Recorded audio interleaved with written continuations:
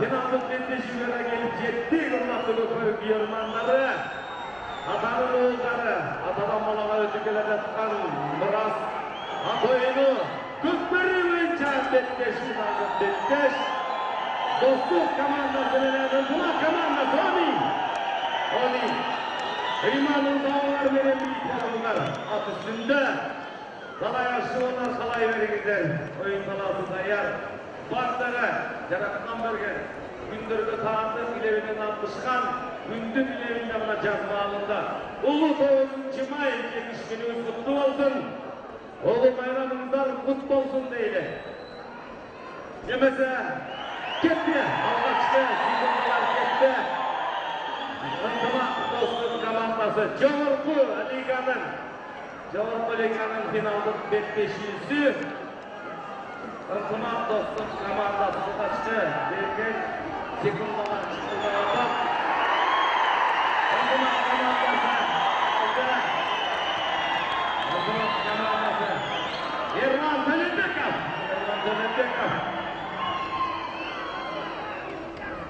Out bolup kalgan eken. Oyunda nerecesi var. Bir vakittan faydalanıp Adanzak'ın koygan atlarını alamga can salıp koyayım. Demese dostluk komandası menen tanıştırayım. Dostluk komandası menen hurmatlı Gökberi yorumları 12 Gökberi 3'üge yol başlooçu Нарматтуу Көкбөр сүйүүчүлөрү, ошентип көптөн күткөн оюн дагы башталып, саналуу көзөмөлдөр мурда ал старт алды дагы. Ынтымак менен достук финалда беттешип атат. Улуу жеңиш күнүнө карата жогорку лиганын финалдык таймашы Ынтымак жана ошондой эле достук. Көк кийимчендер достук, кызыл кийимчен көк кийимчендер Ынтымак, ал эми кызыл кийимчендер достук. Ошентип Ош облусунун, Талас облусунун командалары өткөн жылы дагы 9 майда дал ушул жерде беттешип, анда достук жеңүүчү аталып кеткен. Мына бул иретинин матч реванш деп айтсак болот. Алгачкы жекеме-жеке биринчи таймдагы эми көптөгөн көрөрмандар бүгүн ошол автобус болуп Ысык көлгө, касиеттүү Ысык көлдүн жээгиндеги Чолпон ата майданына Таластын көрөрмандары автобус болуп келишти. Алар байкашымча оң тарапка жайгашкан сыяктуу, жана ошондой эле достук командасындагы көрөрмандары өтө көп. Мына алгачкы жекеме-жеке азыр орун алып атат. Биз болсо мүмкүнчүлүктөн пайдаланып оюнчуларды тааныштырып баштайлы. Ынтымактан баштай турган болсок, Ынтымакта биринчи номер саны менен Нияз Мадалбек уулу минген аты Грозный, экинчиде Дастан Сагынбек уулу Байтору, Адилет Талант уулу Геркулес менен 3-чү номерде, Марлес Койгелдиев Арбат менен 4-чү, Алдасбек Мурзабек уулу 5-чи номерде минген аты Айтору, 6-чы Эрлан Төлөбеков Байрак менен, 7-чи Сейитбек Анарбек уулу Торнадо менен, 8-чи Жакшылык Руслан уулу Береке менен, 9-чы Чубак Нурманбет уулу Десятка минген аты Урмат Раушан уулу Ахилес менен 10, Нуржан Мелисбек уулу Каракуш менен 11, Асаркул Табышев Амадор менен 12. Азыр болсо Ынтымак кезектеги чабуулун ишке ашырганга аракет кылууда, бирок сол тараптан барып туруп ийгилик жаратып кете алышкан жок. Ал эми достук командасын тааныштырып өтө турган болсок, Ташим Айлыбашев биринчи катар саны менен минген аты Алай, Көкбет көкпетти минип жүргөн Айбек Темирбаев, экинчи номерде Арча Тору менен Эрсултан Айдаркан уулу, үчүнчү Акшумкарды Жодар Жолчу уулу минип жүрөт, 4-чү номер менен Бүркүттү минген Бауш Султанбеков. Ошондой эле Токмок менен Рыспеков Майрамбек, 6-чы номерде, 7-чиде болсо Талисман менен Руслан Султанов, 8-чи Кыяз Ниязов ал Акбөрүн минип жүрөт, Анаки Азымкулуу Рекорд менен 9-чу, Манас Ниязов Шторм менен 10-чу. Ошентип Бойко мына Норус майрамында дагы бул 9 май улуу жеңишке карата турнирде дагы ошентип Бойко өзүнүн калыбына келе алган жок дагы жаратына байланыштуу. Манас Ниязов ошентип Шторм менен чыкты. Белек Мукаев Чыйгашкан минип жүрөт 11-чи номерде. Ал эми Ильяс Исаков минген аты Дерский, ал 12-чи. Ынтымактын жетекчиси Курмантай Айтбаев, башкаруучусу Ислам Тазабеков, ал эми Достук командасынын жетекчиси Мыктыбек Туташев, башкаруучусу Каныбек Кубатов. Ошентип протоколдук бөлүк менен биз таанышып алдык. Жана оюндун өзүнө келе турган болсок, азыр таланттуу атлет ал Геркулес менен жана ага каршы Айбек Темирбаев көкпет менен ошол жекеме-жекеде. Ахиллес менен Геркулеске негизинен акыркы жылдарда, көптөгөн жылдарда мына тең ата жекеме-жекеде аргымак жара албай жүргөн, бирок азырынча Достуктун аттары бир аз болсо да аларга каршылык көрсөтүп атат. Эң башкысы алар атаандаштыктан баш тартпай, мына ушул тирешүүгө бел байлоодо. Азыр Ахиллес чыкты ортого, демек Ахиллести Урмат Раушан уулу минип жүрөт. Ахиллес менен кайрадан эле Эрсултан Айдаркан уулу. Эрсултан дал ушул Ынтымак командасынан жок Бакубат таластан өтүп барды. Эрсултан Айдаркан уулу Достукка жекеме-жекенин оюнчусу. Азыр Эрсултан улакты жерден эңип кеткенге мына Ахиллеске каршы тирешип атканын караңыздар Арча Торунун. Бирок эми албетте Ахиллес деген Ахиллес, ал азыр керектүү учурда өзүнүн позициясын ээлеп кеткен. Мына жекеме-жекеде Айбек Темирбаев жана Эрсултан Айдаркан уулу, ушул экөөсү дайыма жекеме-жекеде чыгып турат. Булар ушул финалга чыгуу үчүн албетте тайпалык оюндарда экиден беттешти өткөрдү. Бакубат таласты Ынтымак 14-7-ге уткан, андан кийин Сарыөзөн Рассветти кечээ күнү, мурда күнү болчу. Сарыөзөн Рассветти алар 8-0-гө жеңди дагы. Жыйынтыгында ошол өз тайпасында 1-чи орунду алып, алтын байга үчүн ат салышып атат. Ал эми Достук Көкжал менен 21-2-ге ойногон.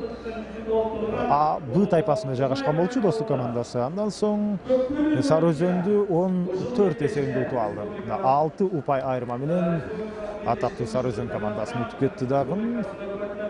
Улуттук курама командада ойногон бир нече ошол оюнчулары бар Сарыөзөндү жеңип алар эми алтын байга үчүн ошентип Ынтымак экөө беттешип атат. Элдик классико деп айтышат, эл классико деп айтышат. Кандай айтса да жарашат, чындыгында өтө мыкты командалар. Азыр болсо Айбек Темирбаев чыккан экен кайрадан ортого. Мына көкпетти караңыздарчы, көкпет канчалык бул жерде Геркулеске каршы атаандаштыкты көрсөтүп атат. Бирок азыр болсо ошентип адлет таланттуу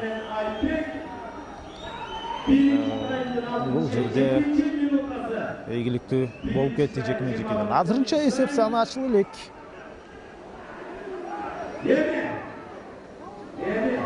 Жана Тайгазанды көздөй Сапар алабы. Бул жерде коргоочулар өзүнүн жакшы жумушун аткарышы керек. Жодар Жолчу уулу Акшумкар менен жолун тосуп чыкканга аракет кылды эле. Кана экинчиден менен кайрадан Тайгазанга кайрылып келеби? Жок. Айгышкан күрөш жүрүп атат. Мына ушундай беттештер албетте көкбөрүнү көркүнө чыгарат деп айтсак болот. Көкбөрүнү мына дүйнө жүзүндөгү спорт сүйүүчүлөр көрсө дагы мына ушул эки команданын оюнунан чындыгында рахат алат болушу керек. Бири-биринен ашса-ашып кеңип калбаган командалар. Азырынча Манас Ниязов көзгө илинбей атат. Албетте бойкасы жок, ал мына ушундай бир кыйын абалда калышы ыктымал. Айрыкча мына буга чейинки оюндарда өзүн өзгөчө көрсөтө алган жок. Сары Өзөн менен болгондо албетте эки улак салды, бирок бирөөсүн ал Шторм менен салды, экинчисин ошондо Кыяз Ниязовдун түшүргөн Акбөрүнү кийин ал минген атын алмаштырды эле Манас Ниязов. Бирок азырынча чабуулда Ахиллес менен Геркулеспи бул жерде? Геркулес ортодо жүргөн экен демек. Биринчи номер менен иштеп атат мына. Ынтымак гол көрбөгөндө азыр жакшы деңгээлде. Мына азыр 3 оюнчу эгерде ушул жерде сүрүнүп кирип кетсе, анда эсеп саны ачылат. Байкап туралы, тоскоолдук кылганга жетишеби? Кана албетте Ынтымактын аттары өтө жакшы деңгээлде, жана оюнчулары дагы мыкты. Сары Өзөн болсо ошентип достукту ута албай калды дагы, алар кийинки баскычта 3-орун үчүн ат салышты. Рассвет менен беттешип, эми Рассветти алар утту дагы 3-орунду алды. Ошентип жогорку лигада 3-орундун ээси белгилүү. Ал Сары Өзөн Чүй командасы. Ал эми 1-лигада бирден ойлаш керек. Өзү чалынды, албетте эч кандай эреже бузуу жок бул жерде. 1-лигада 1ден 3-орунга чейинки бардык командалар белгилүү. Көлтөр командасы Ысык Көлдүн Көлтөрү ошентип алтын байгени алды. Кара Буура экинчи, ал Каната 3-чү. Талас облусунун командалары 2-3-орунга жайгашты. Жана ошондой эле жогорку лигада акыркы орунду алган команда бар, ал Көкжал. Ушул Бакубат Талас менен 5-6-орун үчүн беттешип, Бакубат Таластан утулуп калды дагы. Ошентип Көкжал эми президенттин кубогу үчүн болгон беттеште 31-августка карата.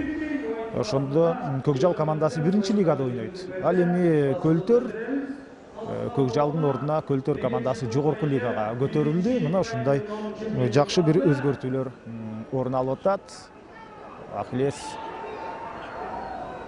Ахиллестин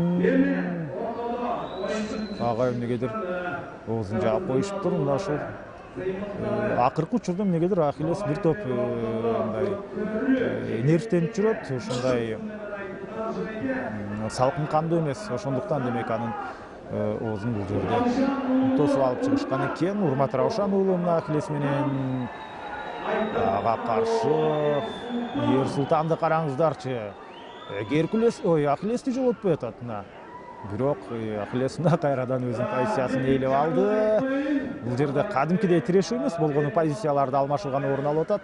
Кана бир тирешип көрбөйбү ушул жерден Ахиллес менен. Ерсултанды байкайлычы кана. Ахиллести сүрө алат бекен? Жок, андай эмес. Ары айланып, бери айланып карама каршы тараптан келди.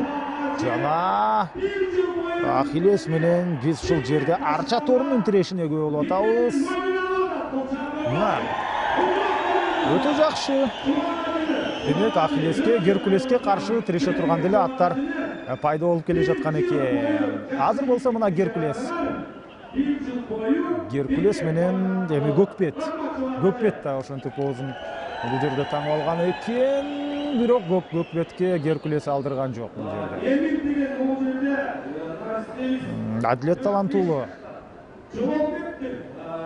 Адилет талантуулуу улактына оң такымга азырынча басып элек, мына басты мына.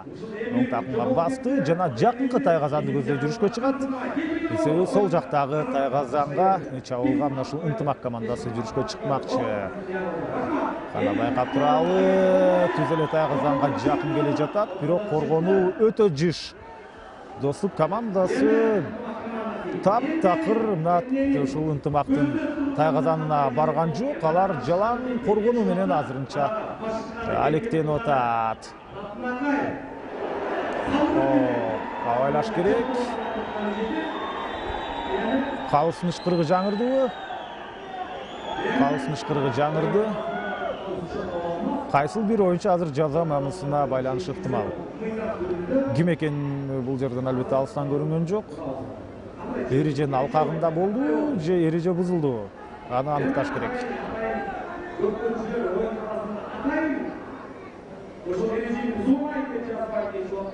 Ким, Адилетпи?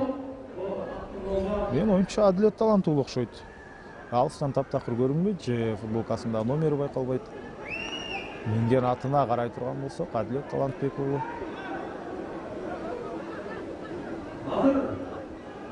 Кана калыс биз жакка келе жатат, сөзүн угуп көрөлү.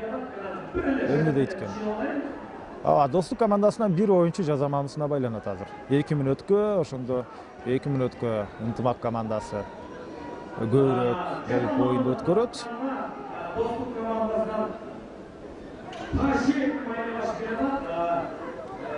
Команда капитаны Таши Майлыбашев. Алайды минген Таши. Ошентип ал 2 мүнөткө оюндан четтетилмекчи. Бул жерде ынтымактын оюнчулары эмне көп болуп жүрөт? 1, 2, 3, 4, 5, 6. Бул эмнеси? Азыр ынтымактан дагы бир оюнчу.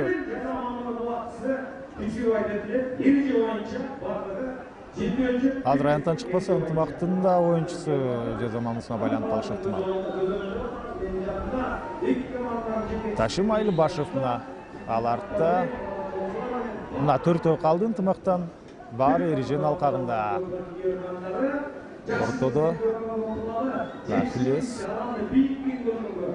менен Эрсултан. Жок. Фальс старт болуп калды. Кайра башынан башташ керек. Эми жекеме-жекени ишке ашырып баштаса болот. Жекеме-жекеден азыр Эрсултан Айдаркан уулу ошол атаандашына улакты алдырбай, Урмат Раушан уулуна алдырбай сакташы керек, эгерде убакытты чоём десе. Бирок иш жүзүндө Урмат эч кандай маселени бул жерде байкаган жок. Улакты мына оң такымга басты дагы. Азыр болсо болгону бир гана оюнчу ошентип коргонууда. Керек учурда мына тоскоолдук жок. Улак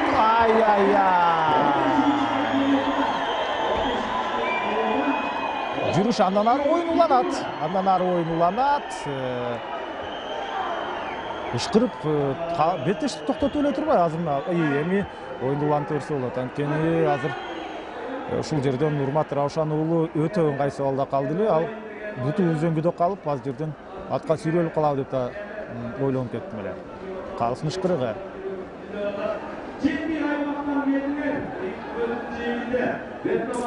Эмне болуп кетти?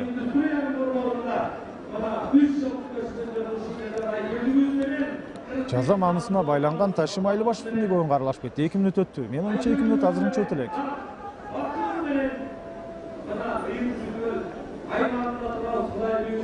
Жалпысынан 2 мүнөт өттү. Бирок эгерде ушул жекеме-жеке башталган учурда ышкырыктан баштай турган болсо, анда ал өтө элек Таши Майлыбашевди мен издеп атам. Оюнчулардын саны демек бул жерде толду. 4-4төн оюнчу ошентип беттешти бул жерде. Өткөрөт сыяктуу. Таши Майлыбашев аянтта жүрөт. Түшүндүрүү иштери өтө көпкө созулуп атат. Кайрадан жекеме-жеке. Ынтымак командасында өтө сонун бир мүмкүнчүлүк болду эле, бирок буйрган жок. Эми чындыгында ошол жерде Ахилес бир аз эртерээк токтоп койду. Тайгазанга жетпей, 1,5 метрдей, 1 метрдей жетпей токтоду дагы. Мына ошонун жыйынтыгында ал жерде Урмат Раушан уулу ийгилик жарата албай калган. Кайрадан жекеме-жеке. Мына чабандестердин саны бул жерде бирдей. Кеми бул жерде Достук командасынан Айбек Темирбаев көкбет менен чыккан экен.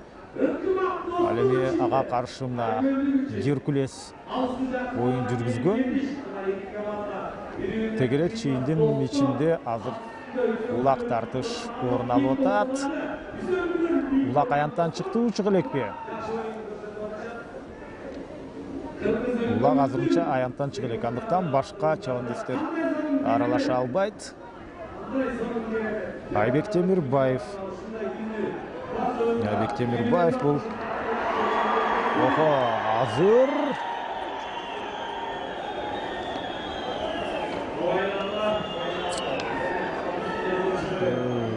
Авал албетте бир аз оорлошуп кетти. Калыс кайрадан оюнду токтотту.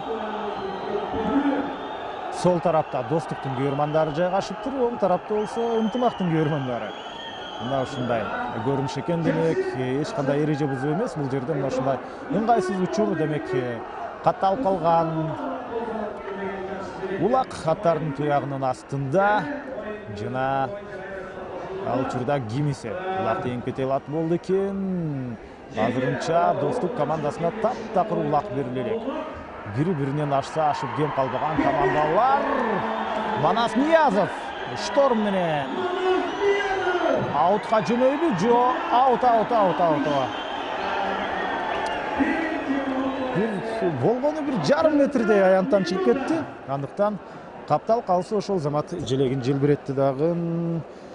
Мына алгачкы ошентип Достук командасынын чабуулу токтоду. Аттын башын буруп барып каршы чабуулга жөнөмөк. Биринчи таймдын чындыгында акыркы минуталары азыр орун алып атат. Азыр болсо бул жерде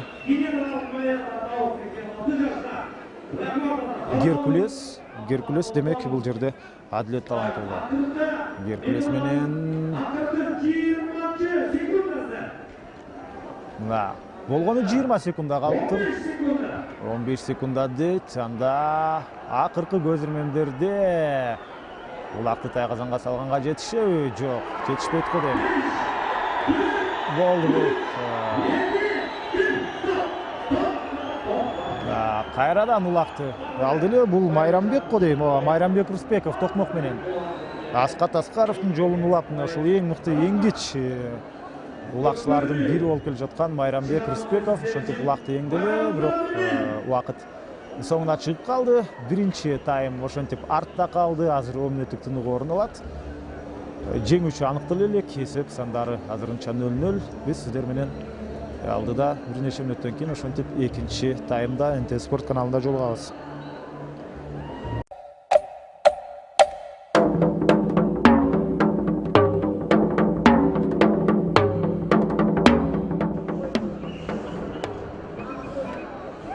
Белгиле урматтуу көп көрүүчүлөр, экинчи таймды баяндап көрдүлөр. Урматтуу көп көрүүчүлөр, ошентип биз Ынтымак Достук беттешинин экинчи таймын баштадык.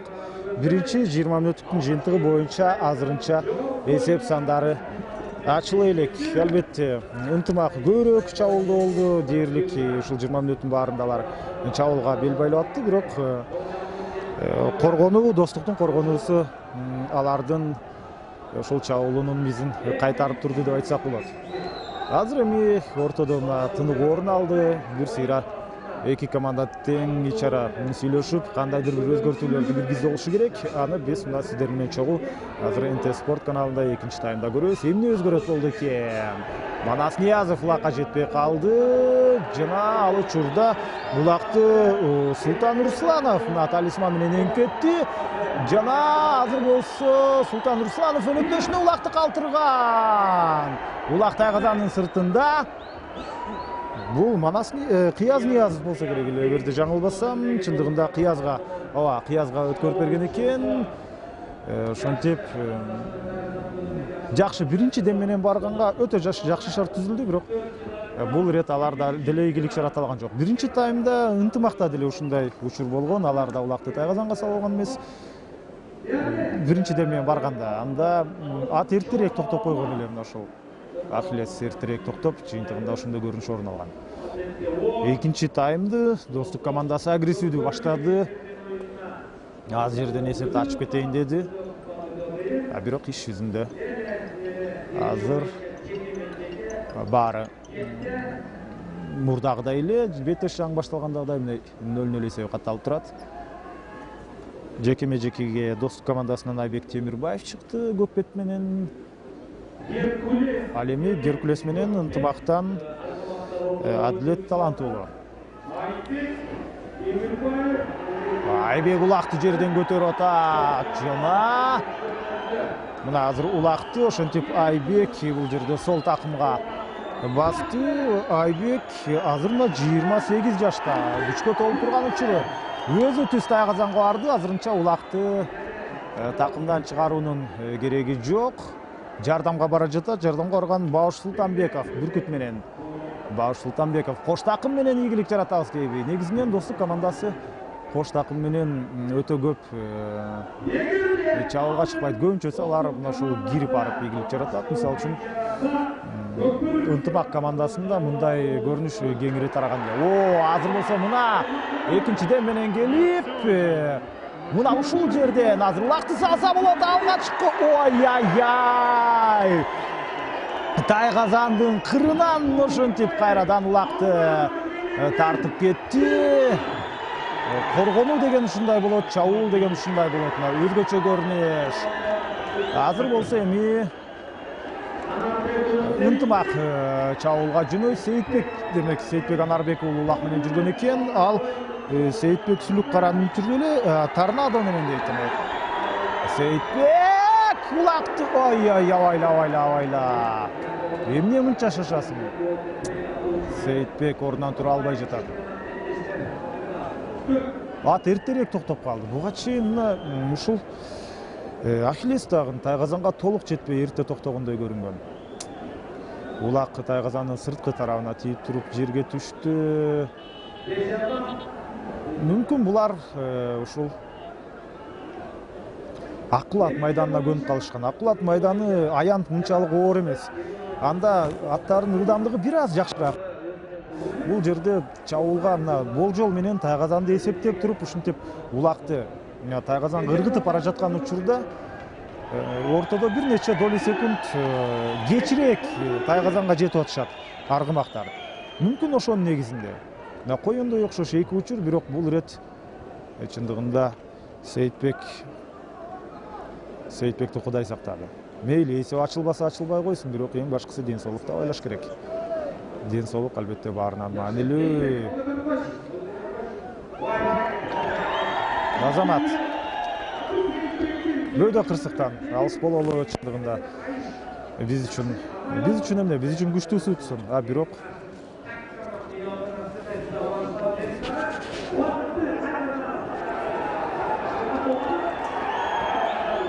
биз үчүн албетте күчтүүсү утсун.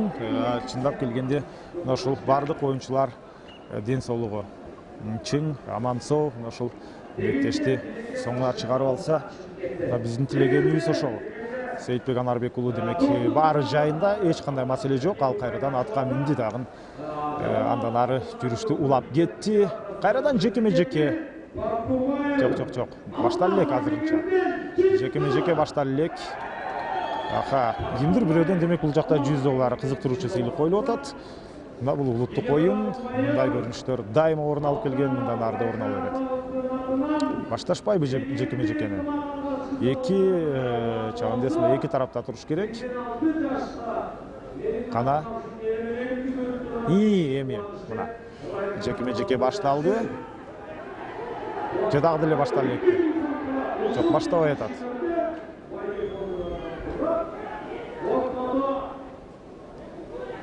Ушунча кыйынбы жекеме-жекени башташ? Экөө эки тарапка туруп койбойбу? Мына баштагыла. Дагы башталбай калдыбы? Геркулес менен Адилет Талант уулу ага каршы мына Көкбет чыктыбы бул жакта? Айбек Темирбаев мына Көкбет менен чыккан. Эми жекеме-жеке башталды. Айбек, караңыздарчы, Геркулести кадимкидей сүрүп кетип атат Көкбет. Дана Көкбет экен мына, караңыздарчы. Геркулес менен Ахиллеске туруштук берүү чындыгында кыйын болчу. Ушул 21 мартта Нооруз майрамына карата турнирде. Ушул Көкбөрүнүн достуктун аттары толук табына келбей калып, алар демек жеңишти алдырылген деп эсептешкен. Манас Ниязов чабуулга бара жатат. Манас жок, аттын башын бурганга жетишеби. Улакты таштап кетти, туура кылды. Эми кайра жекеме-жеке боло бергенден көрө аутка чыгып кетпей, ушинтип улакты жерге таштап кеткени туура. Манас Ниязовду өтө жакшы карап атышат. Албетте, мына ушул чабуулга чабуулга басым жасаган оюнчуларды эки команданын тең күйөрмандары ошентип карап жүрөт. Эки команданын тең коргоочулары карап жүрөт. Улак дагы деле жерде. Азырынча эч ким улакты эңип кете албай жатат. Айрыкча мына Манас Ниязовду болуп көргөндөй көп күч сарптоо менен болсо дагы караганга аракет кылышууда. Эмне үчүн Майрамбек көрүнбөйт? Байрамбек, Бауш Султанбеков, Султан Нурсланов, ушулар чыныгы эңгичтер. Жана азырынча эч ким ошентип улакка жакын жолой албай койду. Азыр жекме-жеке орун алат сыяктуу. Себеби белгиленген убакыт аягына Жок. Дагы бир рет аракет кылып көрдү Манас Ниязов. Улакты эңгенге мүмкүнчүлүк болбой калды. Калсынчкыргы жаңырды. Мына жекме-жеке. Эми кайрадан жекме-жеке орун алат.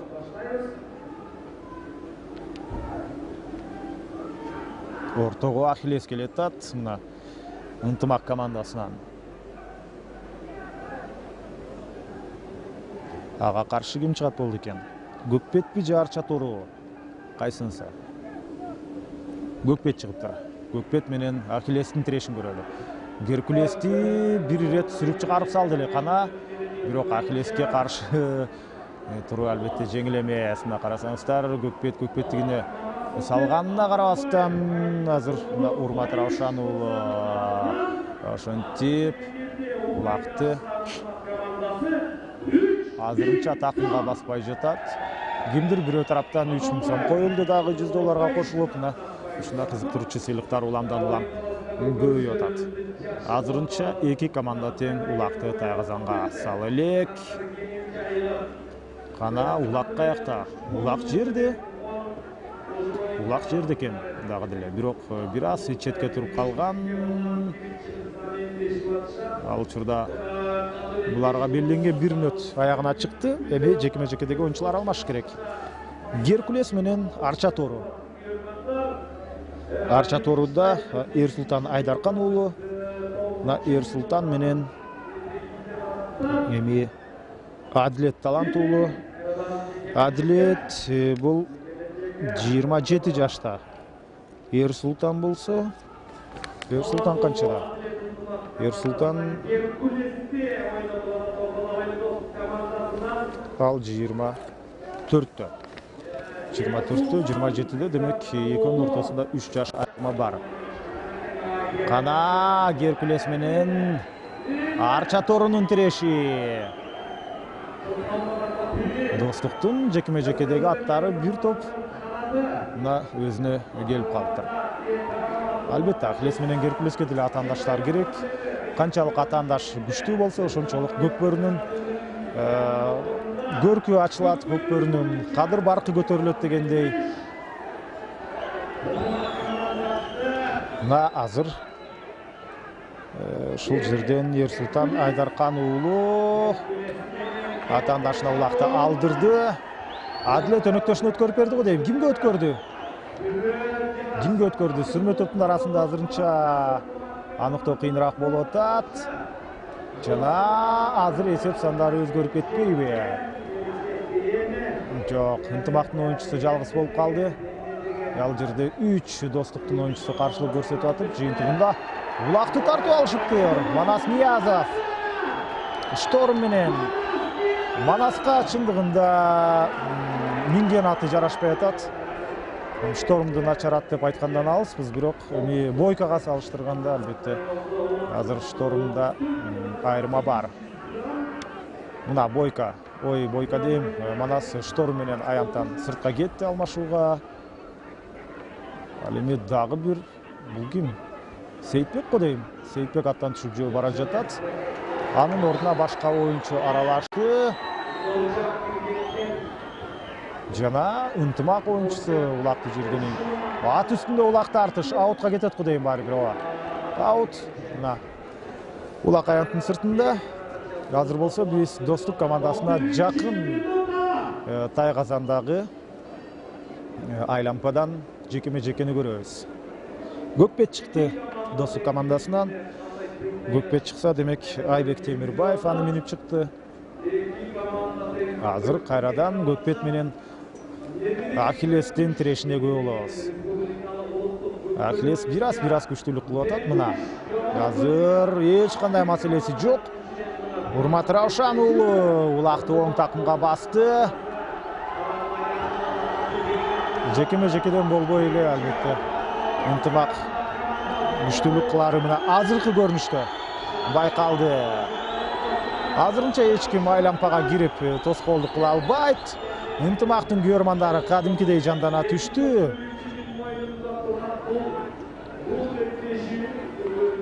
Жана Айбек Темирбаев чапкенедей жабышып, ушул жерде Урмат Раушан уулуна тоскоолдук жаратып атат. Урмат улакты такымга басып алган, андыктан такымга басылган улак чыгышы кыйын. Бирок ошентсе дагы ал убакытты кетирүүнүн аракетин кылып атат Айбек. Бул бирок эмне үчүн тартып алса болбосун, бирок аягына чейин мына ушундай күрөш жүрө берет. Такымдагы улак баары бир ыңгайсыздык жаратат. Көпкө чейин улакты алып жүрүү кыйын. Мына өнөктөшүнө өткөрүп берүү керек. Өнөктөшүнө өткөргөнгө мына мүмкүнчүлүк бербей койду дагы. Ушул жерде азыр болсо мына эми улакты өнөрүп келди. Тоскоолдук кылган эч ким жок. Ай. Бул жерде минген аттын катачылыгы. Ат келип туруп токтоп бериш керек болчу Тайгазанга. Улак болсо, минген ат болсо азыр мына ошентип бир аз айланып өттү. 5-1, 2, 3, 4, 5 ооба. Ынтымакта 5 кирип кеткен экен. Токтоп тургула. Оюн токтоп туруш керек. Анткени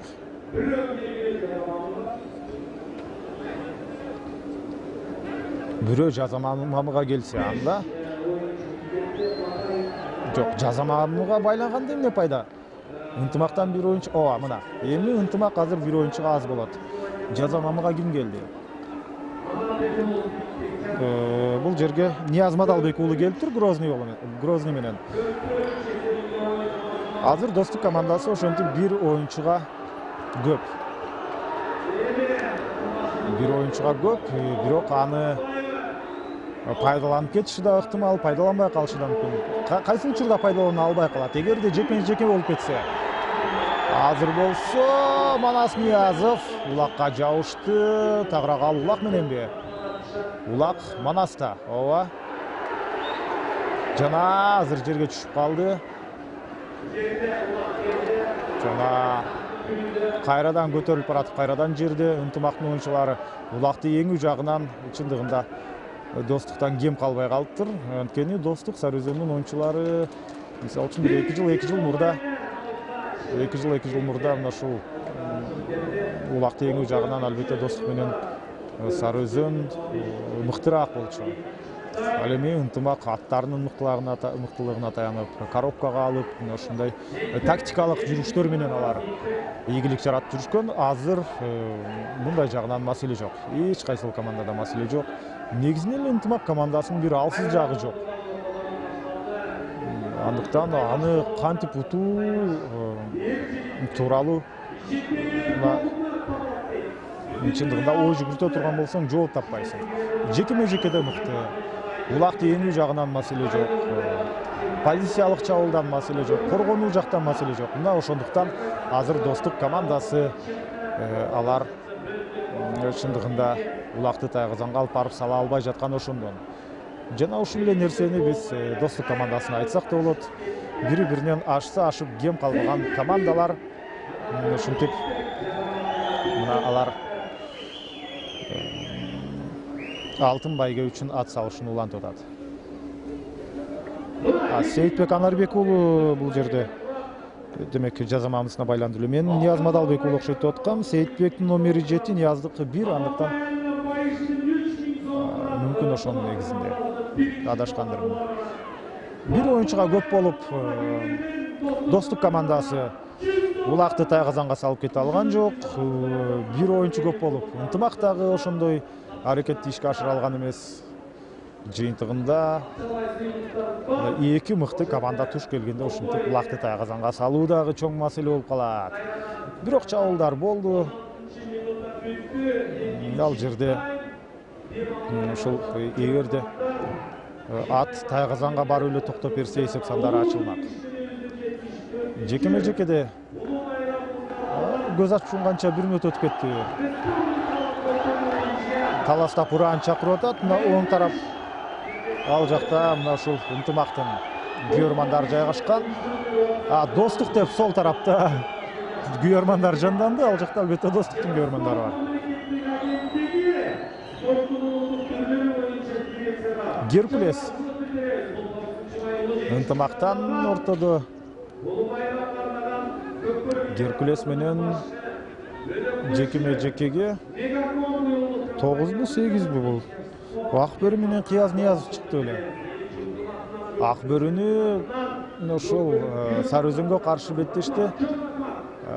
Штору менен көп оюнга аралашпай калып, Манас Ниязов ошол Акбөрүнү минип чыккан эле.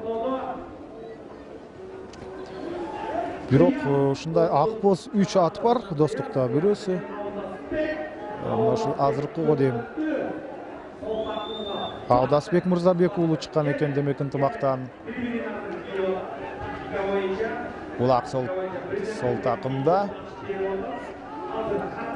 Экинчи таймдагы ошентип жыйынтыктоочу минуталары өтүп жаткан учуру. Ынтымак сол жакта Тайгазанга чабуулга чыгат.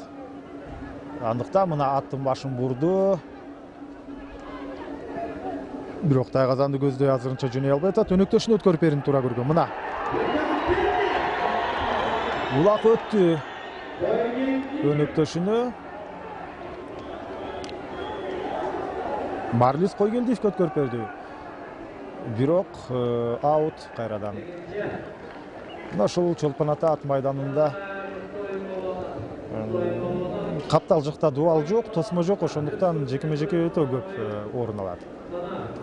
Андыктан ушул 1-1де Ерөөлдө кайсыл команданын аттары мыкты болсо, ошол командага ийгилик жылмайышы керек. Теориялык жактан да, бирок иш жүзүндө бүгүн Достуктун аттары Акилес менен Геркулеске алдырды, бирок мындай көз көрүнө артыкчылык менен эмес. Кадимкидей керек учурда аларга каршы тирешүүнү жүргүзүп аткан. Азыр болсо кайрадан Урмат Раушан уулу улакты такымга басып, Сейитбек ошентип Сейитбек Акилести минип чыкты. Кана тоскоолдук кылганга жетишеби? Эң акыркы көз ирмемде ошентип тоскоолдук кылып калды. Жана Сейитбек улакты өнөктөшүнө калтырган. Жок, өнөктөшүнө бергенге жетишпептир. Аутпу, аут эмеспи? Аут дейт. Кайрадан жекеме-жеке. Ушунчалык жогорку чыңалуудагы оюн болуп атат. Улак Тайгазанга түшпөсө деле, бирок кызыктуулугун жоготкон жок. Албетте, беттеш өтө кызыктуу. Ошентсе дагы Тайгазанга улак түшмөйүнчө элдин чери жазылбайт. Айбек Темирбаев чыккан экен Достуктан. Экинчи тайм аяктады. Эсеп сандары бул таймда да ачылбай калды. Азырынча 0-0. Эми жыйынтыктоочу 3-чү таймда жеңүүчүнү аныктайбыз. Эгер да анда аныкталбай калса, кошумча убакыт берилет. Кошумча убакытта дагы эч ким жеңе албай калса, анда буллит орун алат. Азырынча биз буллит көрө элек болчубуз. Мүмкүн бүгүн ошол мүмкүнчүлүк бизге жаралат. Аны тыныгуудан кийин байкайбыз.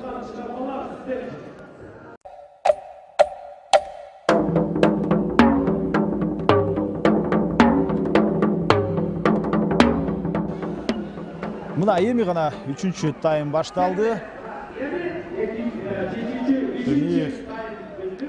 Германдардын эсине салып койсок, мына көк кийимчендер булар ынтымак, ал эми кызыл кийимчендер Достук. Азыр Акбөрүнү минип чыкты Манас Ниязов. Көз ачып жумганча, ой. Манас Ниязов ары жакта кулап түштү. Көз ачып жумганча улак дегенде эле ошол бойдон барып ары жака аянттан сыртқа чыгып, андан ары дагы түртүшүп барып, мына ушундай бир ыңгайсыз учур орун алды. Эми ызычуу болбосо экен, ансыз деле чындыгында тажап бүттүк. Тынч эле го дейм.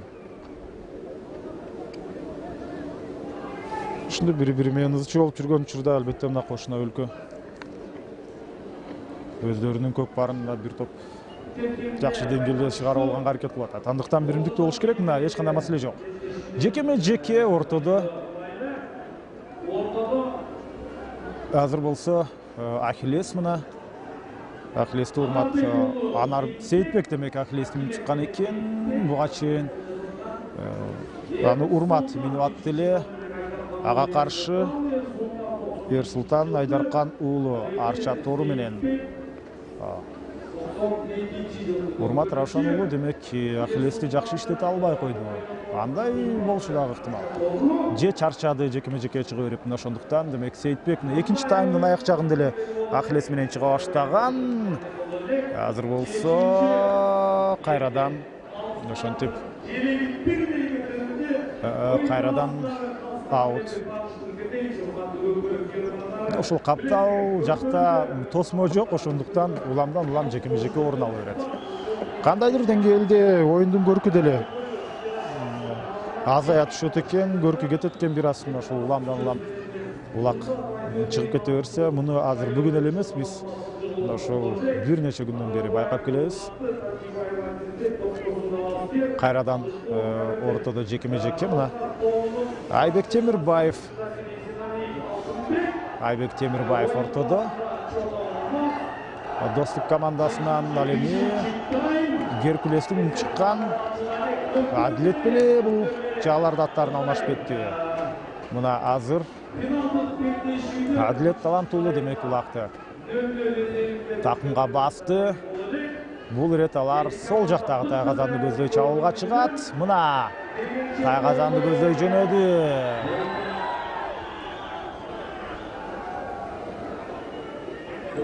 Бирок жакындатпай атат.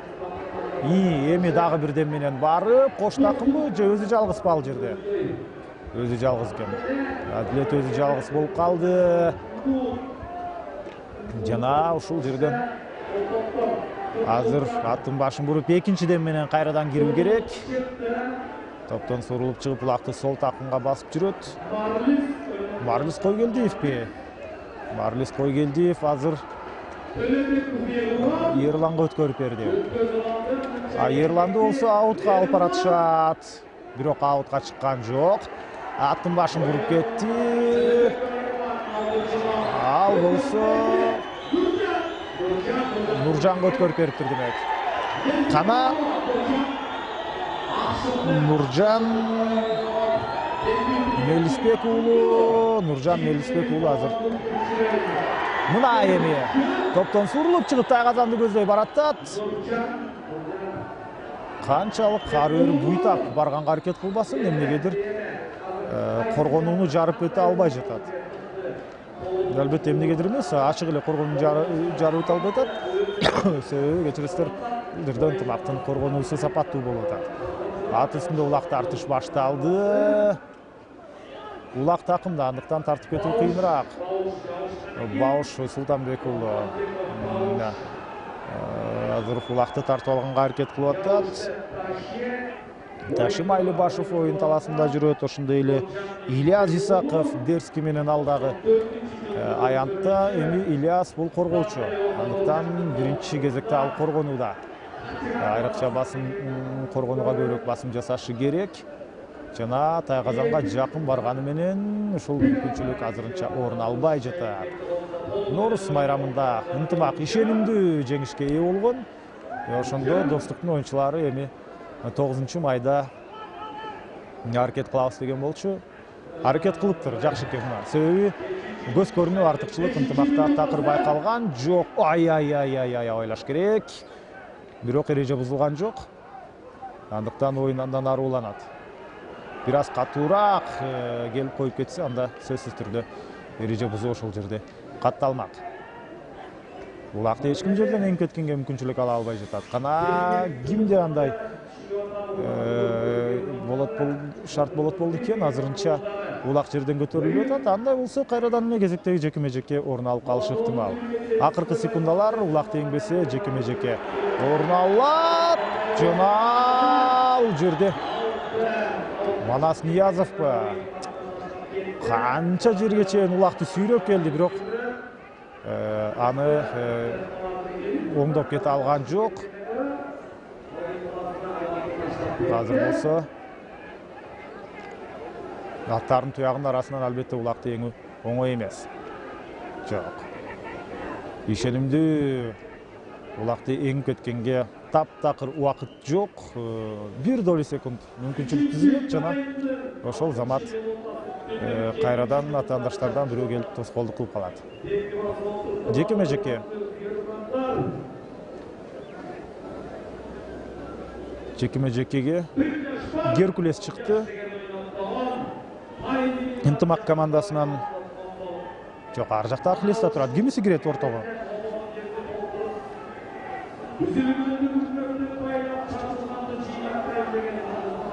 Өтө көп убактан бери мына ушул бул эки команданын ортосунда 3-чү таймдын ортолук бөлүгүнө чейин эсеп ачылбай калган эмес. Таптакыр эсте жок, мындай учурда эсеп ачылбай калган. Чындыгында бүгүн улуу жеңиш күнү, улуу жеңиш майрамы. Андыктан баарыңыздарды ушул жеңиш майрамы менен куттуктайбыз. Жана ынтымак азыр улак менен өнөктөшүнө өткөрүп бергенге мүмкүнчүлүк болду. Ооба. Өздөрүнүн тайгазанына келип туруп ушул жактан жүрүштү улайын дейт. Бул жерде Белек Мукаевди ошентип калтырды, бирок Белек Мукаевдин аты чыйгашка ал күлүк ат. Негизи эле коргоочулардын аттары күлүк болот. Жакшы баратат, бирок Белек Мукаев көлөкөсүндө ээрчип сая түшүп келди дагы өзүнүн позициясын ээлегенге жетишти. Ошентсе дагы ары тегеренип, бери тегеренип, акырындап тайгазанга жакындап бара жатат. Кана ат үстүндө улак тартыш башталды. Султан Русланов өзүнүн аракетин карап көрдү. Кагылышуулар. Мына ошентип 3-чү таймдын 8-чи минутасы. Дагы 12 гана минутта убакыт бар. 12 минут ичинде жеңүүчү аныкталбаса, анда кошумча убакыт берилет. Булит орун алат.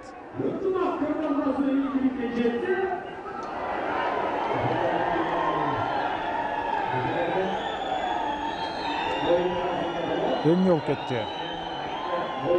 Жок, эреже бузуу орун алган жок. Достуктун күйөрмандары бир топ жандана түштү, алар эмне деп атат? Мына, достук деп уран чакырып баштады. Кана биз ынтымактын күйөрмандарынан жооп күтөбүз? Жок, азырынча алар тынч.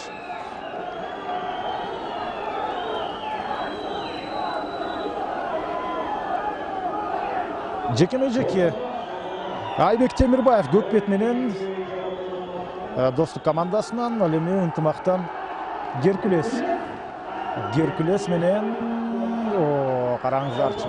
Жекеме-жекеден 2-чи жана 3-чү таймда ынтымак командасы кадимкидей артыкчылыкка ээ боло баштады. Мына бул ирет дагы Адилет улакты алып кетти дагы оң такымга басты. Ат сүйрөп кетти. Жакшы. Үзөңгүдөн бутун чыгарганга жетишип калды. Мына ушундай бөөдө кырсыктан албетте алыс болуш керек.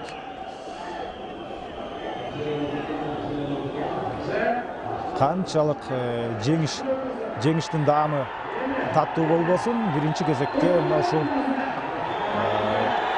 чабандестер ден соолугун карашы керек. Манас Ниязов улакты өңөрүп бара жатат. Жана ыргытып кеткенге жетиши. Ой. Акыркы учурда гана жетишип калды ынтымак. Абалды сактап калды. Өтө сонун жүрүш орун алды эле, тим эле ушинтип бир денени дүркүрөткөн ушунчалык бир кооз өзүнүн жарым талаасынан ойкуп кайкып келип туруп тайгазанга жетти, бирок бир аз гана мүмкүнчүлүк жеткен жок.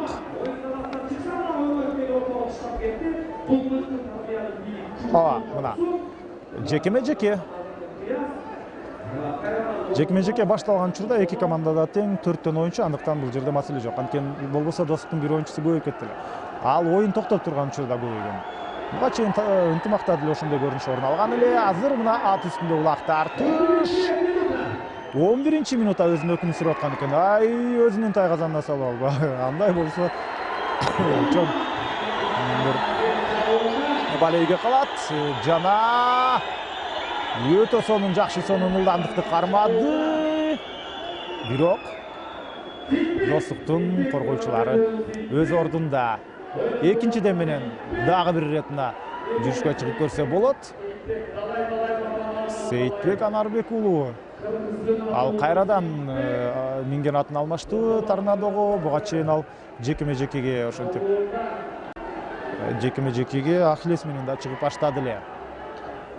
Ат үстүндө улак тартыш, мына сүрмө топ ошентип бул жерде аракеттерин көрүп атат. Бирок чындап келгенде Достук коргонууда. Азыр ынтымак чабуулда.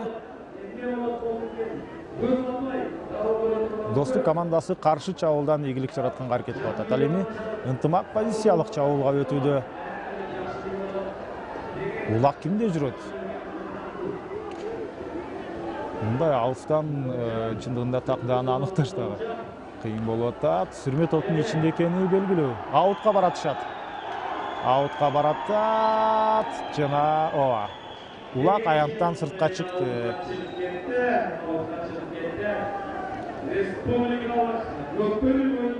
Мына дүйнөдөгү эң мыкты эки команда ошентип бири-бирине каршы тирешип атат. Көкбөрү боюнча бул эки командадан ашкан дүйнөдө бир да команда жок. Ачыгын айтыш керек. Сары Өзөн мүмкүн буларга чакырык таштамак, бирок Сары Өзөн жарым финалда утулуп калды. Андыктан азыркы учурда ушул эки мыкты командадан өткөн мыкты жок деп айтсак болот. Ошондуктан эсеп саны да ачылбай жатат. Ошондуктан айгышкан күрөш бул жерде орун алып атат. Азыр болсо улак кайрадан жерден көтөрүлдү. Ынтымактабы же Достуктабы? Ынтымакта. Улак ынтымакта. Улакты тартырып ийди. Жана бул ким? Ылдамдык менен бара жатат. Ташимы бул. Улак тагазанда. Мына сага. Ойкуп кайкып тагазандын кырында туруп андан кийин ошентип улак тагазандын ичине түштү.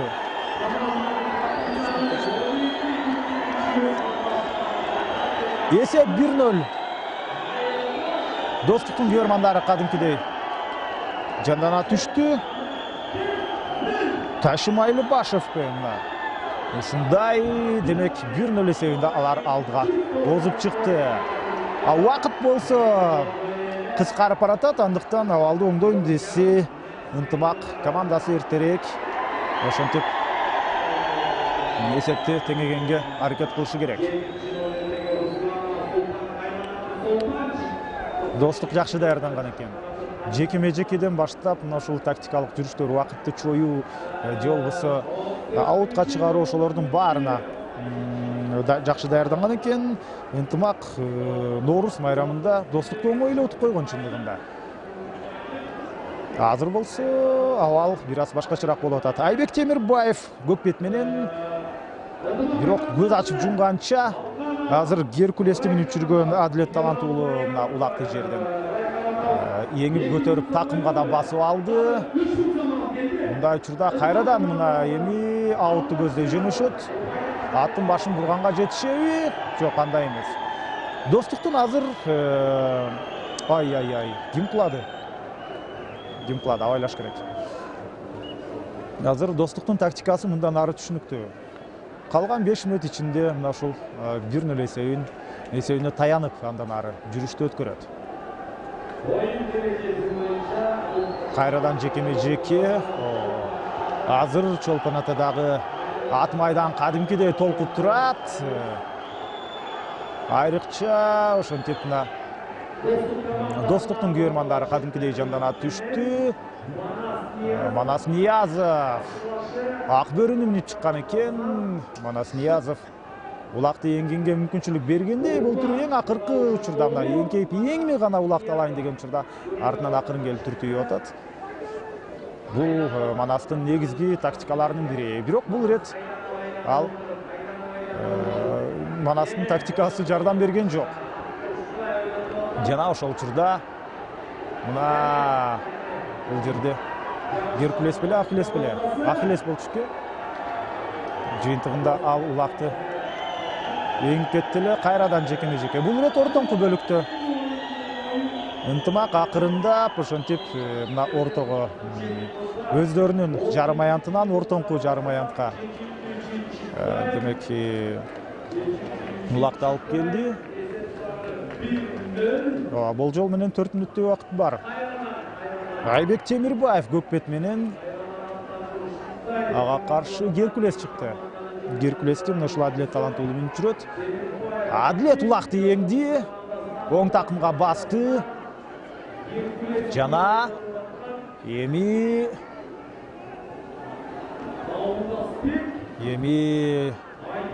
Тайгазанды көздөй жөнөгөнгө мүмкүнчүлүк болду экен. Азырынча өнөктөштөрүн ашырып бербестен мына өзү демек Тайгазанды көздөй баратат, жок барганга аракет кылган.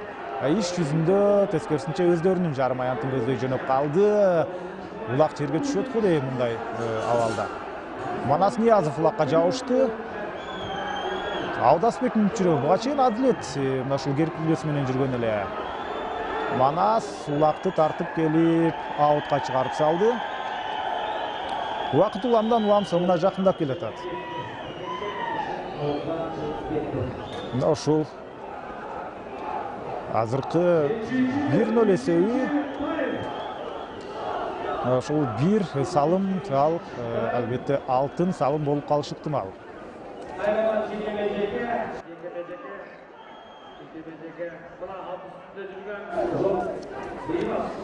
Мына кайрадан жекеме-жеке. Ерсултан Айдаркан уулу чыкты. Ерсултан эч кандай каршылык көрсөтө алган жок. Ахиллести минген Чавандеске Сейитбек болуш керек. Сейитбек мына Ахиллести акыркы убакта минчи баштады эле. Ай. Эмне болуп кетти? Жок, эреже бузуу болгон жок го дейм ал жерде. Эмне болду?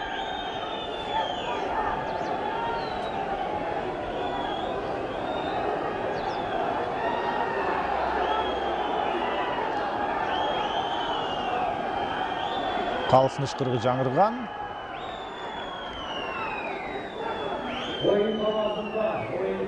Ал кайрадан жерге таштап коюшту. Эреже боюнча эмне үчүн мындай? Жекеме-жекеде бир Чавандес аттан түшүп калса, экинчи Чавандес андан ары улакты алып кете бериши керек. Бирок калсын ышкырыгы жаңырды, андыктан ал жакында турат, кандайдыр бир так нерселер болсо керек, түшүндүрүү иштери жүрсө керек, бирок мага алыстан көп нерсе так аныкталбай калды. Акыркы минута демек өзүнүн өкүмүн сүрүп атыптыр. Баштапкы абалына келтирип берди. Чындыгында улак такымда болчу.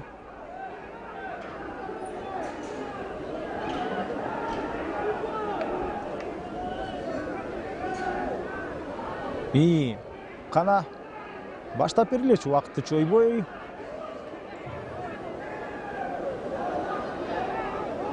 Биз оюн көргүбүз келет.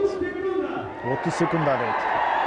30 секунд ичинде эми бир нерсе кылганга жетишеби же Айбек Темирбаев ушул жерден 20 секундда калыптыр. Акыркы чабуулга чыкканга бир аракет кылып көрөт болуш керек. Мына 10 секундда дейт. Жана аутка чыгып кетти улак. 5 2-1. Мына урматтуу мекендештер, ошентип көптөн күткөн беттеш дагы соңуна чыкты. Бир гана салым ошентип беттештин тагдырын чечти. Достук командасы улуу жеңиш күнүнө карата өткөрүлгөн мына касиеттүү Сүт көлдүн жээгиндеги ат майданда ошентип жеңүүчү аталды. Куттуктайбыз албетте. Достук командасын. Алар сөздөрүнө турду. Норус майрамында ынтымакка оңой эле утулуп калды эле. Эми 9 майда өзүбүздүн жакшы оюнубузду сунуштайбыз деген иш жүзүндө мына ушундай көрүнүш орун алып атат. Ынтымак начар ойногон жок, ынтымак жакшы ойноду. Өтө жакшы ойноду, бирок достук жакшы даярдык менен келиптир. Албетте. Мына ушул көкпөрүнү көркүнө чыгарган ушул эки команда, мындан сырткары дагы толтура командалар бар. Биз болсо азыр эмне дейбиз? Ийгилик жараткан, демек, достук командасынын оюнчуларын бир сыйра атап өтөлү. Алтын байгенин ээлери улуу жеңиш күнүнө карата өткөрүлгөн турнирдин жеңүүчүсү өздөрүнүн чемпиондук наамын сактап калды. Ушул өткөн жылда 9 майда жеңүүчү аталышкан эле. Мына достуктун оюнчулары Ташим Айлыбашев, Айбек Темирбаев, Эрсултан Айдаркан уулу, Жодар Жолчу уулу, Бауш Султанбеков, Майрамбек Рыспеков, Султан Русланов, Кияз Ниязов, Анаке Азимкулов, Манас Ниязов, Белек Мукаев жана Ильяз Исаков. Дал ушул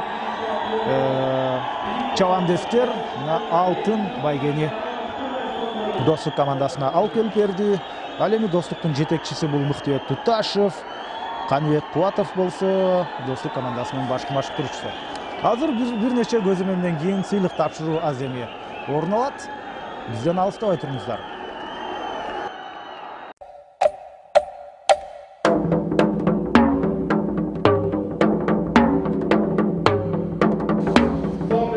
Урматтуу мекендештер, көкпөр сүйүүчүлөрү, мына ошентип 1-лиганын байгелүү орунду алган оюнчуларынын ээлери ошентип сыйлана баштады. 40 000 сом жана 3-орун, албетте 3-орундун байгелүү медалдары. Алканата командасы ошол 16 команданын ичинен суурулуп чыгып, жарым финалга чейин жетти. Жарым финалда ушул финалга чыгуу мүмкүнчүлүгүнөн Көлтөр командасынан утулуп калып, жыйынтыгында 3-орун үчүн ат салышты дагы. Анда ат башы командасын утуп 3-орундун ээси аталды. Куттуктайбыз. Семен Кулчокморов биздин белгилүү ошол актёрубуз, жана сүрөтчүбүз, ошондой эле Усен Кудайбергенов бул биздин каскадерубуз. Демек ошолордун урматына арналган медалдар менен демек алар кабыл алып сыйланды. Жана 2-орундун ээси Кара Бура командасы, күмүш медалдын ээси алар.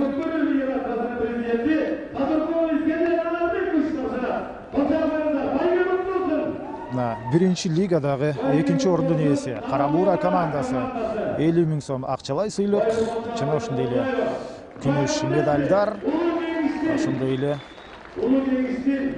атайын 2-орун үчүн берилген кубок.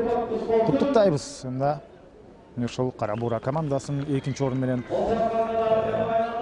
Канат Исаев өтө жакшы айтып кетти. Кеңештин депутаты ал ошол бул турнирде жеңилген команда болгон жок деп. Чындыгында эч ким жеңилген жок.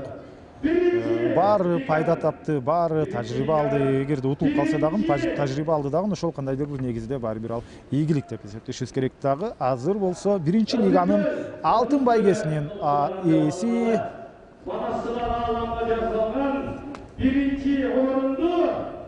1-лигадан жеңүүчү болуп электен өтүп келген Көлтөр командасы.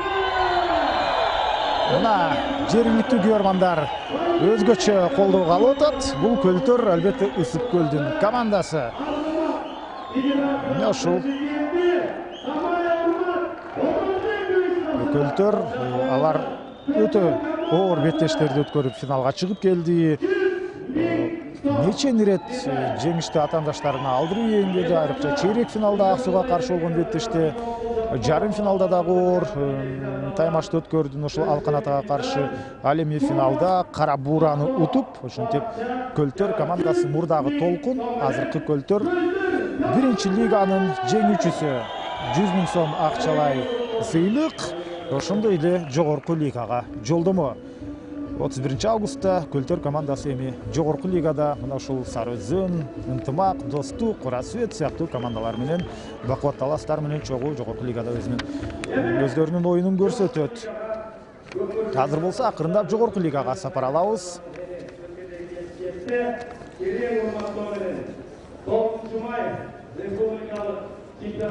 Жогорку лигада 3 байгелүү орун албетте белгилүү. Ал жерде 1ден 6-орунга чейин баары белгилүү.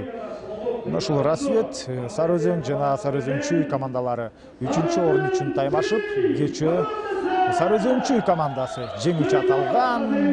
Ат менен бастырып келди го. Сары Өзөндүн мына ушул капитаны Самтыналиевпи. Атын Көкбөрү Федерациясынын президентине карматып койду дагы өзү албетте баары менен Рустам Тыналиев. Керемет оюнчу албетте. Рустам Тыналиев мына кыргыз көкбөрүсүнүн жүзү деп айтсак болот. Мына ошол Сары Өзөн менен Достук командасы жарым финалда бир аз пикир келишпестик болуп кетти эле. Мына ошол Рустам Тыналиев өзү демилгечи болуп, ошол жерде Достук менен Сары Өзөндүн башын бириктирип, ооз ачар кылып, азыр албетте Рамазан айы, андыктан барыңыздарды НТ Спорт каналынын атынан ошол Рамазан айы менен да куттуктайбыз. Бүгүн жеңиш күнү, аны менен да куттуктайбыз дагы. Мына ошол Рамазан айында Рустам Тыналиев өтө жакшы бир ынтымакка чакырган кыймыл аракеттерди жасады эле. Азыр болсо 2-орундун ээлери Ынтымак командасы жана анын капитаны Нияз Мадалбек уулу. 2-орун өтө жакшы орун чындыгында. 250 миң сом менен, демек булар 250 миң сом менен сыйланып, андан сырткары ошол Сыйлоокүл Чокморовдун атына жасалган, атынан демек ошол медальдар, күмүш медаль, андан сырткары атайын кубок. Ынтымак командасы бүгүн сонун оюн куруп беришти. Күйөрмандардын бир черин жазды деп айтсак болот. Чабуулдар деле болду, эми жолдун болушу ишке ашпай калды. Демек бул буйрук 2-орунга албетте ыраазы болушу керек. Ноорузда уткан болчу Достукту, мунусунда утулду, бирде утат, бирде утулат, бул спорт. Андыктан Ынтымак командасынын көп көңүлүн чөгүрбөй коюусун өтүнөт элем. Азыр болсо 1-орун алтын байгенин ээси Күйөрмандар мына жандана түштү. 1-орун жогорку лига 500 миң сом менен Арматтуу мекендештер, 500 миллион сом, 500 миң сом, 500 миллион сом менен ошентип Достук командасы сыйланат. Алтын байгенин ээси ошондой эле мына Ташим Майлыбашев сиздердин назарыңыздарда.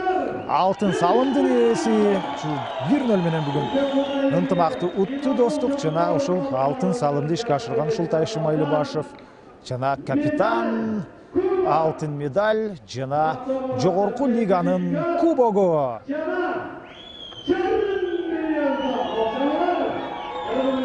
Керемет. Достук бүгүн идеалдуу оюнду өткөрдү. Жекеме-жекеден дагы көп артыкчылыкты Ынтымакка берген жок. Албетте жыйынтыктоочу таймда баары бир Ынтымак жекеме-жекеден мыкты болуп кетти, бирок ошентсе дагы биринчи, экинчи таймда кадимкидей каршылыкты көрсөттү. Айрыкча Көкбет менен Арча тору ушул Геркулес менен Ахиллеске дээрлик туруштук берейин деп калыптыр, бирок ага жеткени калыптыр. Демек мына ушул өзгөчө көрүнүштөр мындан ары дагы орун алат. Достук командасын татыктуу оор беттеште жеңишке ээ болушу менен куттуктайбыз.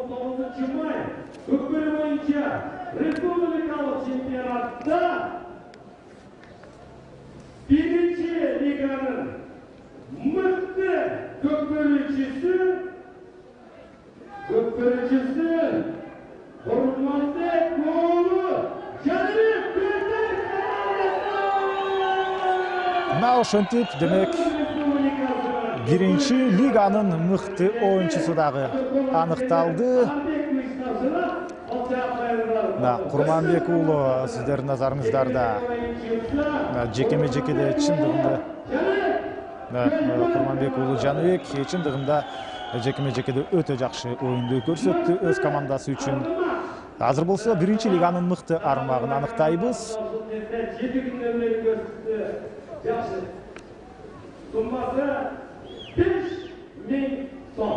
Да, 5000 сом экен мына мыкты оюнчу, мыкты аргымакка.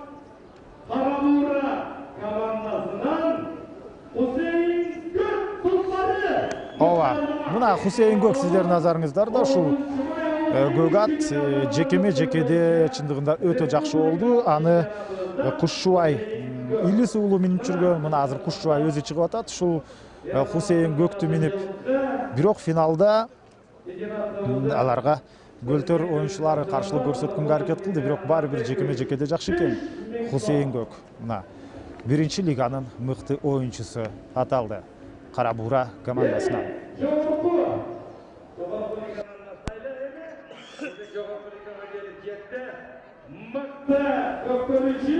Жогорку лиганын мыкты оюнчусу. Мына ошентип жогорку лиганын мыкты оюнчусу Султан Урсланов. Достук командасынан мына Султан Урсланов.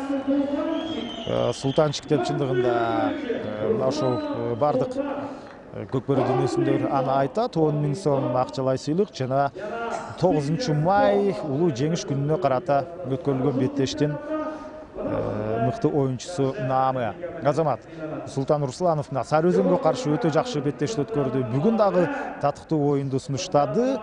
Андыктан толугу менен туура чечим деп айтсак болот. Азыр болсо эми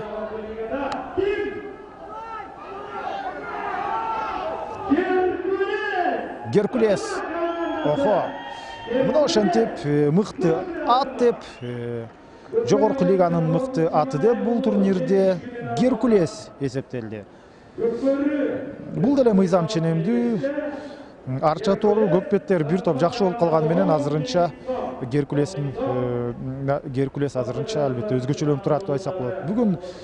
Бүгүн негизи буга чейинки оюндарда деле ушул Ахиллес эмнегедир ал көбүрөөк нервтенип жүрүптүр. Ага караганда Геркулес мына салкын кандуу жакшы бүгүн оюнду сунуштады. Албетте көкпетке бир аз алдыруу үйгөнчүлөр болду, ошентсе дагы Геркулес Азамат кыргыздын сыймыгы болгон аргымактардын бири Геркулес мына ошентип жогорку лиганын мыкты аты аталды.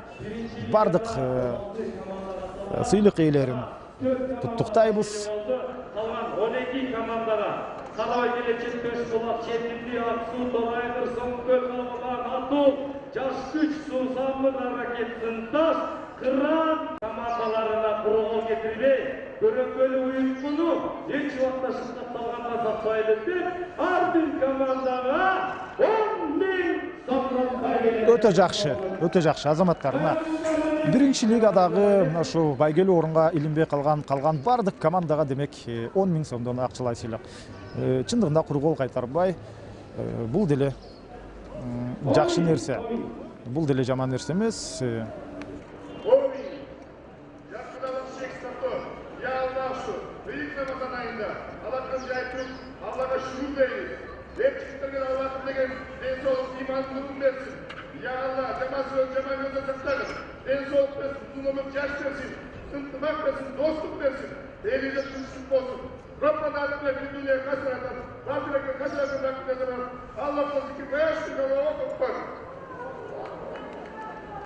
Урматтуу мекендештер, ошентип сыйлык тапшыруу аз эми дагы соңуна чыкты. НТ Спорт каналы бир нече күн бою сиздер менен чогуу болду. Азыр Кыргызстандын мамлекеттик гимни